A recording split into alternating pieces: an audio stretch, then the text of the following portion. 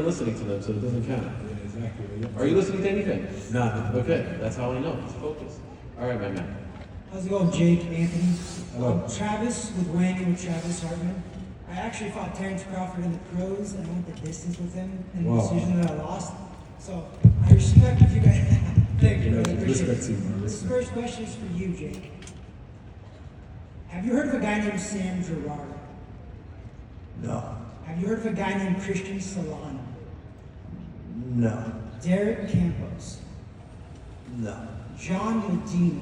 No. Billy Daniels? No. And the reason I ask that is because in Floyd Mayweather's 14th pro fight, he fought Sam Gerard. Canelo fought Christian Solano. Terrence Crawford fought Derek Campos. Muhammad Ali fought Billy Daniels. In your 14th pro fight, you're fighting Anthony Joshua.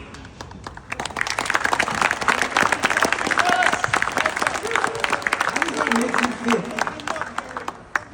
Man, we've been different. We've been pushing boundaries, and that's what I'm really here is to be a beacon for kids out there to take inspiration from. That's one of the biggest things and goals I have in my life is to show people what the power of self-belief and manifestation and hard work and discipline and where it can take you, and to take risks, and even if you fail, right, lose to Tommy Fury, get 10 times better, 10 times bigger. And now we're sitting here today and to meet Tommy Fury's light work in terms of a boxing match now. And so I'm here to inspire kids and do things differently and be a disruptor. You're disrupting the sport for sure. Anthony, you're fighting in an 8-round fight. It's your first one since 2015. And you're probably going to set an all-time record of making the most money for an 8-round fight. You fight only 10 and 12-round fights. Why fight an 8-round fight? Why not push for a 10-round fight or a 12-round fight with a guy who doesn't have as much experience going that long like you do? So you got to look at what works contractually and what the things are that are going to get this fight over the line.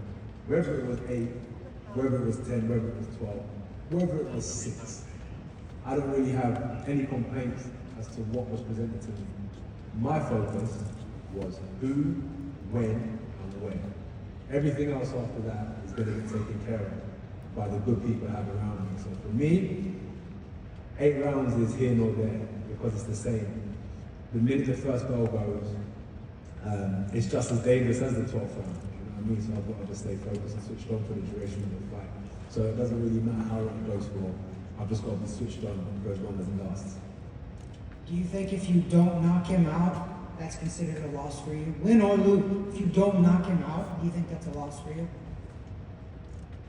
Are you asking for me or are you asking for you? Well, both, but in your opinion, if you go 8 rounds and win a decision against a guy who's only had 13 pro fights, It's no. It's not that. That's what I'm saying. That's for you. Are you asking for me or are you asking from your perspective? Yours. From your perspective. Mine? Yeah, is it a win for Yes. you if you just beat him, or do you need to knock him out? I need to knock him out. Why did you stop fighting? What? Why did you stop fighting? I have 3 kids. Yeah, focus, priorities. I got 46 pro fights, 170 amateur fights. I might get I you in wanted for to some start a sparring. podcast because I love doing this. What's I that? might get you in for some sparring for Jake. By the way, Jake, you brought in Shakur Stevenson to help you prepare Thank you. for Tank. Are you bringing in any notable big men to help you prepare for AJ?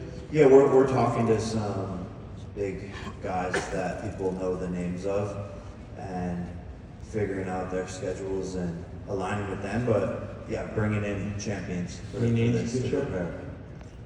Well, nah. Deontay. Okay. I don't know who said that. I think I was a fan. I'll ask one more question and then one more media question. I know we're focusing a lot on the noise today, and that's my fault, and I apologize for that, but you know how it is around you. There's actually a huge story going on back home in the UK surrounding a young man named Jude Bellingham. And I was wondering if you sympathize with some of the heat that he's receiving, with the media saying he's not cooperating and they're being tough on him. What's happened with you? Well, you know, he's part of the English national football team. Yeah. And there are some saying he shouldn't be a part of the team, or Why? he's not cooperative. That's what they're saying, not me. But No, but why? he doesn't talk to the media. He's not open enough. And there's a lot of ex-footballers. Ian Wright has come out and had his back and said that it's not fair, the criticism that he receives. So I was wondering if you sympathize and can understand some of the heat that he is receiving, and you feel like it's unwarranted. I'm not too sure exactly what's going on Okay. with the situation, but everyone has their own personality. So if he doesn't want to talk, that's up to him. If he doesn't want to talk, he doesn't want to talk. I don't understand exactly what's going on. I don't really follow soccer. Fair enough. I follow the flag game. I understand. It reminded me a little bit about the stuff that you've dealt with throughout your What career. like negative and people. Yeah. Yeah, that's the main thing for him to focus on is getting on that pitch and representing this country and doing a good job. It doesn't matter what you say. That's what we don't need to focus on. He is probably just tunnel vision, which most people can never understand what it takes to be in Jude Bellingham's position. Jude Bellingham is under immense pressure every day of his life. So it might just be one of those days. It could be one of those years. But let him do what he does on the pitch, and that's what we need to focus on. Okay, one last media question. Oh, right over here. Ellie There's a Sekrak. few media. Let the media guy excuse me. Okay, yeah. Yeah, I'll be here all day. Come on, Aaron. I was listening to them. Stop hating on him. All media, please come up. Trust me, I got a million more questions for you. Let's do this one quick. I'm having a Any blast. setback, what's good? Ellie Sekrak reporting. First of all, this is huge for boxing. It's a major fight. Props to you and Jake.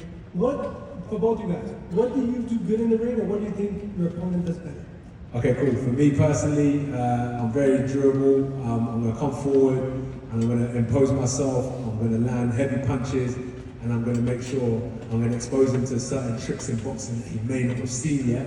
And I'm going to bring him to another school of boxing that I don't think he's been exposed to yet. So there's a few tricks I have up my sleeve to show Jake December 19th. Yeah, quick, fast, great footwork, big chin, take shots, big heart, line-hearted, sneaky knockout punches coming. Lots of great work to the body. People underestimate my jab. So, yeah, and I think he says I haven't seen those tricks, but I'm in there with champions, sparring Shakur, all these people bringing in world champions. So he's got to be ready, and I know he will be, and that's what I like. Jake, I've known you since your first day in the boxing gym, pretty much. All these twists and turns. If you do pull this off, and respect to John, obviously he's a legend, is this the biggest upset in boxing history? For sure, neck and neck with Tyson and Buster, right up there.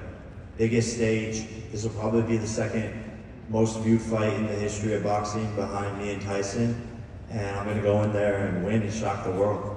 And Anthony, if you win, what does that say? Massive, big news. Big news. That's why I wanted to take this fight, because I knew the opportunity that it presented in the build-up and the aftermath of a victory as well. So it's a great opportunity.